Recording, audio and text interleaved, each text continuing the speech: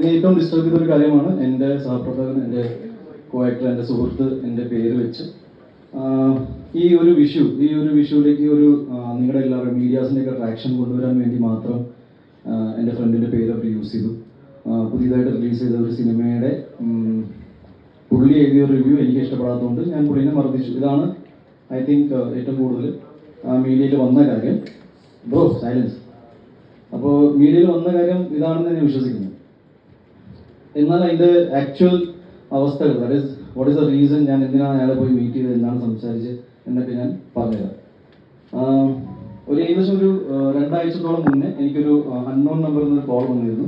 ഈ കോളിൽ എനിക്ക് ഒരു ലേഡിയാണ് എന്നോട് സംസാരിച്ചത്. അൺനോൺ കോൾ ആയതുകൊണ്ട് ഇവർ പറഞ്ഞ കാര്യങ്ങളൊന്നും ഞാൻ ഫേസ് വാല്യൂ എടുത്തില്ല. പറഞ്ഞ കാര്യങ്ങൾ ഭയങ്കര ഗ്രീവൻസും ഭയങ്കര ഒരു ക്രിമിനൽ പശ്ചാത്തലമുള്ള കാര്യങ്ങളാണ് എന്നോട് പങ്കുവച്ചത്. എനിക്ക് പരിചയമുള്ള 3-4 പേരുടെ പേരുകൾ ഇവർ എടുത്ത് പറഞ്ഞു. ഇതിൽ ഒരു പേര് ഈ പറയുന്ന വിപിൻ്റെയും കൂടിയായിരുന്നു. ഒപ്പം എൻ്റെ വളരെ അടുത്ത സുഹൃത്തായ വേറൊരു സുഹൃത്തിൻ്റെ പേരും കൂടി പറഞ്ഞിരുന്നു. ഈ 2 പേരും ഞാൻ ഇമ്മീഡിയറ്റ്ലി കോൾ ചെയ്ത് സംസാരിച്ചു. ഇങ്ങനത്തെ ഒരു സംസാരം ഉണ്ടായിട്ടുണ്ട്. വിച്ച് ഈസ് എ ഭയങ്കര ക്രിമിനൽ സ്പേസിലുള്ള കാര്യങ്ങളാണ് സംസാരിച്ചത് എന്നോട്. ഈ കാര്യങ്ങളാണ് ഞാൻ ഈ അടുത്തായിട്ട് ഓണറബിൾ DGPക്കും ADGPക്കും വിത്ത് പ്രൂഫുകൾ ഞാൻ അയച്ചു കൊടുത്തേക്കുന്നത്.